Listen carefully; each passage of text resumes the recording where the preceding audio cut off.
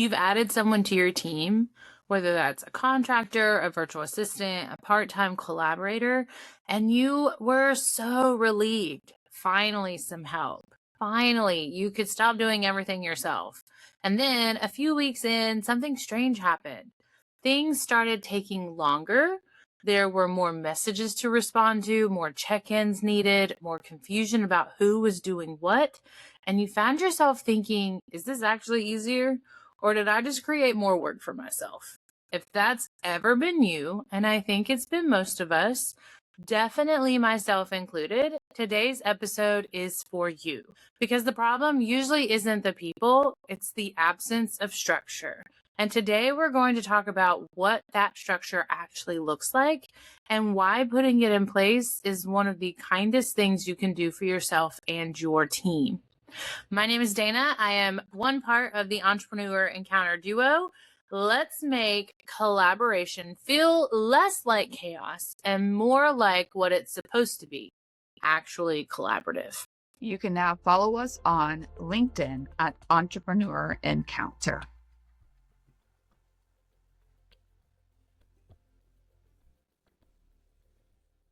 So I want to start by naming the tension that I think a lot of creative business owners feel around collaboration. And it's this: collaboration is supposed to make things easier. That's the whole idea. Two people working together should be able to do more than one person working alone. It sounds simple, it sounds very logical, and sometimes that's absolutely true. But sometimes adding people to a project or a process does not make things simpler. It honestly can make them messier. And I think we can all feel that or have felt that from time to time. And that gap between the collaboration is supposed to feel like, and what it actually feels like, is usually not a people problem. It's a structure problem. And I kind of touched on this in previous episodes. So as a recap, when there's no clarity about who owns what, when every decision requires a group conversation, when your digital tools are scattered across 5 different platforms and nothing is where you expect to find it, that's not collaboration. That's a hot mess. That's just organized chaos with more participants. So today we're going to talk through 4 things about this. And first, what happens when collaboration tips into over communication and why more contact isn't always more connection. Second, how to actually clarify roles and ownership so people know what's theirs without having to ask. Third, how to use digital tools in a way that supports teamwork instead of overwhelming it. And fourth, why boundaries, real, clear, kind boundaries, are actually one of the most collaborative things that you can put in place. This one is practical. I'm going to give you the frameworks and tools that you can use, but it's also going to be a little reflective because structure only works if it fits how you and your team actually operate. So let's get into it. Let's talk about what happens when collaboration kind of tips over into something less productive. And I think it happens more often than we want to admit. And that's over communication. Over communication in a team usually looks like this. Every small decision gets looped into multiple people. Every question, even simple ones, gets sent up to the leader rather than handled by the person closest to it. There are check-ins about the check-ins. Group chats are full of messages that say, sounds good, or just following up on this, and nothing actually moves forward. And I know we talk about communication a lot on this podcast, but I don't think we've ever actually talked about over communication and the problems that it can create. Research from Lucid Software found that in many teams, it takes up to 3 hours to make a single decision about how to progress a project. 3 hours. And in that same study, only 53% of entry-level employees reported having clear visibility into what the team was doing, even though 81% of department heads believed visibility was high. That's the gap that overcommunication is trying to fill and failing at. The real issue isn't that people are communicating too much in some abstract sense. It's that they're communicating in the wrong places about the wrong things at the wrong times because there's no shared understanding of who should be deciding what. Everyone defaults to asking everyone. And when everyone is asked, no one moves. I saw this play out in my own work when I first started collaborating with a Pinterest content creator on a client project. We were checking in constantly, messages back and forth all day. And at the end of the week, I realized we'd spent more time communicating about the content than actually creating it. The content did get done, but not because of all those messages. The messages were mostly us managing our own anxiety about whether we were aligned on anything. Over communication is often a symptom of unclear ownership. When people don't know what's theirs to decide, they ask. When they don't know what's expected, they'll check in. The solution isn't fewer conversations. It's just better clarity about who holds what so that conversations happen when they're actually needed. So here's a question I want you to sit with. In your current collaborations with contractors, team members, or even clients, are there recurring conversations you're having that are really just filling in for a missing agreement? Something that could be settled once clearly and then not revisited every single week. If overcommunication is the symptom, unclear roles are usually the cause.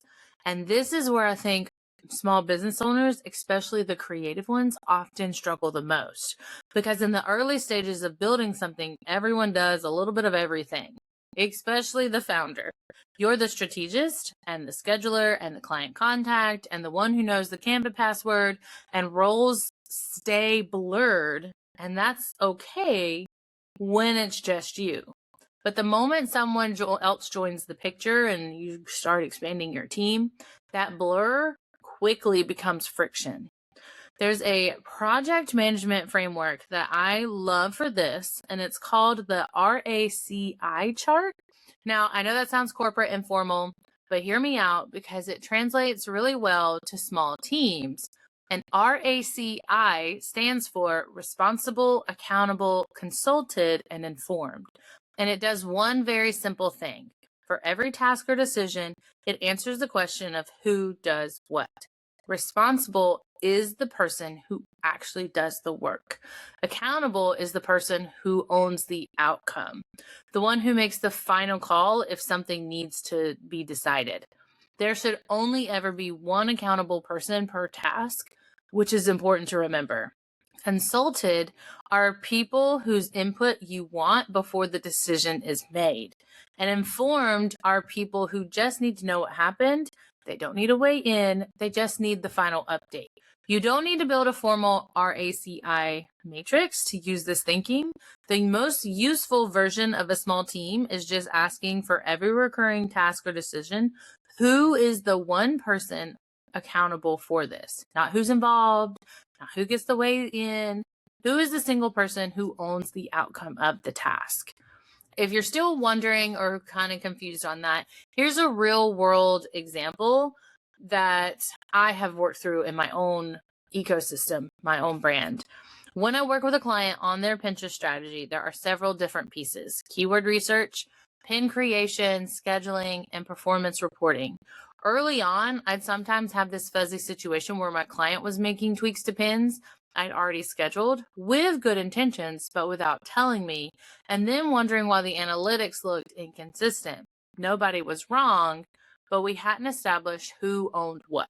So once we had a direct conversation, you own the visual brand designs, I own the Pinterest SEO and scheduling strategy, things got smoother almost immediately. Not because the work changed, but because the ownership was clear and who owned what. And when something went sideways, we both know who to talk to about it. So a practical step for you this week is to take one ongoing collaboration in your business, a client relationship, a contractor agreement, a recurring project, and write down the 3 to 5 key tasks or decisions involved. For each one, ask who is accountable. And if you can't answer that clearly, that's your starting point. So let's talk tools, because I think there's a version of the collaboration conversation that goes straight into what software should I use? And I want to gently push back on that instinct, not because tools don't matter, because they do. I love a good tool and like something to streamline my process. But the tool is only as good as the clarity you bring to it. These tools don't work if you first don't know how to build it. And that starts by figuring out the collaboration, who's in charge of what, who gets assigned the tasks. That's how you build it. You have to have this information first. So the most common mistakes that I see small teams make with collaboration tools is using too many of them. There's a Slack channel, a group text, a shared Google Drive folder, a project management board, and somehow still a chain of emails that nobody is checking. And now, instead of doing work, you're maintaining 5 different communication channels and nothing is actually the source of the truth. So research from the Business Legacy found that many small businesses are dealing with what they call context switching fatigue, where fragmented systems across too many platforms actually begin to slow productivity down rather than helping it like they're designed to. So the antidote isn't a better tool, it's actually fewer tools used intentionally. So here is a simple framework for thinking about your digital tools. Ask yourself, what are the 3 things your team actually needs to do together? Usually it's communicate, track tasks, and share documents. That's it. 3 functions, nothing major. And ideally, you want the fewest number of platforms that cover those 3 things well. So for small teams, and I'm talking like 1 to 10 people, a few combinations work really well depending on your work style. If you're document and knowledge heavy, Notion is incredibly good. It can hold your task list, your knowledge, your SOPs, your project notes, and your team updates all in one place. If you're more task and project focused, Trello or ClickUp are beautiful, simple with cards on a board, drag to done, easy for anyone to learn in under an hour. And if real-time communication is where your team lives, Slack is what keeps conversations organized by topics so they don't all blur into one thread. But here is the one thing I want to say, and it's very important. The tool matters less than the agreement around the tool, because I think we've all seen teams that have incredible clarity with a Google Doc and just a simple weekly check-in. I can attest to that with partners from my co-working space. And I've also seen teams that with every premium tool available, still confused about who's doing what because no one agreed on how to use them. So the real issue usually isn't which tool you pick. It's whether your team has a shared understanding of where does this kind of conversation live? Where do I find the current version of this document? Where do I flag something if it's blocked? And once those agreements exist, almost any reasonable tool will do for you. So another reflection question halfway now that we've finished this section is, if a new person joined your team tomorrow, could they figure out where things live and how decisions get communicated without asking you? If the answer is no, that's your signal that your systems need a little more intentionality. So I want to end with something that might feel a little counterintuitive, and that's the relationship between boundaries and collaboration. Because when we typically think of boundaries, we think about them as walls, things that keep people out, things that limit what's possible.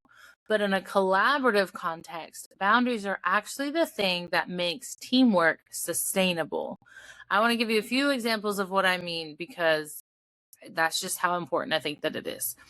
When you establish a clear communication boundary, something like I respond to messages between 9 and 5, Monday through Thursday, that's not a wall. That's a structure that tells your collaborators when to expect you and removes the ambient anxiety of wondering if you're ignoring them or if you missed it. And it actually makes the relationship more clear. Another example is when you establish a boundary around revision rounds. Let's say 2 rounds of revisions are included and anything beyond that will scope separately. You're not being rigid. You're setting up a shared understanding of what the collaboration includes. And that shared understanding protects the relationship from resentment when someone asks for 6 rounds of revisions. And another boundary is when you establish decision-making boundaries, this is yours to decide. This is mine. You're not cutting people out. You're giving them the gift of clarity, and you're saying, you don't have to wonder about this one. It's mine, and you can trust me to solve it. I think one of the most useful boundaries I've put in place with collaborative clients is a weekly, async update. So every Friday, I send a short summary of what was done, what's coming next, and if there's anything I need from them. It sounds simple, but what it does is completely eliminate the just checking in messages midweek, because people know that update is coming and they don't have to sit around and wait for it. The boundary, here's when you'll hear from me, here's what you'll hear, creates the calm that makes the rest of the week feel lighter for both of us. Harvard Business Review has written about this framing too, the idea of a clarity canvas at the start of a collaboration. And it's a simple shared document that outlines project goals, individual responsibilities, how you'll communicate, and when. It takes about 30 minutes to create it, but it can save hours of confusion and anxiety down the line. So here's the reframe that I want to offer you. Strong boundaries aren't the absence of collaboration. They're the infrastructure that makes collaboration possible. Structure is what allows things to flow, and flow is what everyone's actually looking for. Another reflection question for you. Is there a collaboration in your business right now that feels heavy or uncertain? And is there one clear agreement, one boundary, one defined expectation that can make it feel lighter? All right, so let's bring this whole thing home for you. The reason that collaboration sometimes slows everything down isn't because the collaboration itself is bad or because your team is difficult. It's because the structure is missing. And without structure, even the most well-intentioned people default to overcommunication, unclear ownership, tool chaos, and the quiet resentment that builds when expectations aren't said out loud. So the takeaway from today is simple, and I think it's genuinely good news. Structure is not the opposite of creativity or flexibility or warmth. Structure is, in fact, what makes those things sustainable.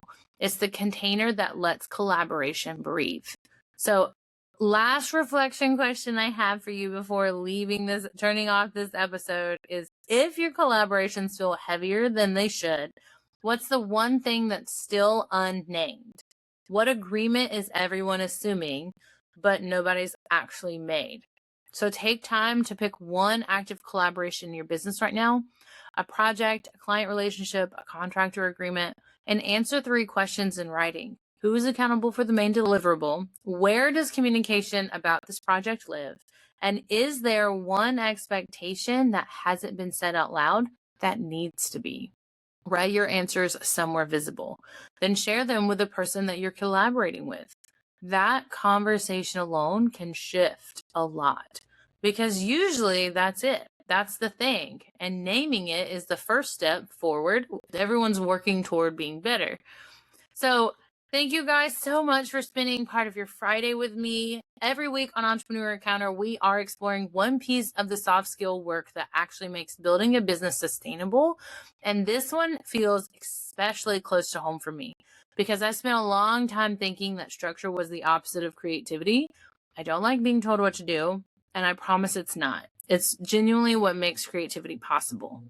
If this episode gave you something useful, I'd love it if you would share it with someone you're currently collaborating with, not as a hint, but as an opener. Sometimes the best collaboration conversations with, hey, I heard this and it made me think about us. And if you want to go deeper into topics like this, leadership, communication, the practical and emotional work of building something with other people, our newsletter is where we share what doesn't always make it into the episode. Links are in the show notes, and we will be back next Friday. Until then, build something with structure and let that structure genuinely set you free. See you next week. You can now follow us on LinkedIn at Entrepreneur Encounter. Thanks for spending time with us today. If something in this episode gave you a fresh perspective, share it with a friend or send us a DM. We love hearing how these conversations land with you. And if you're curious about how soft skills can support your next season of growth, we each have more resources to share. You can find Dana on Instagram at danas.desk.nc for Pinterest strategy and intentional marketing. And Sarah at UR Remberts for team development, business leadership, and podcast support. Until next time, keep leading with purpose and growing with intention.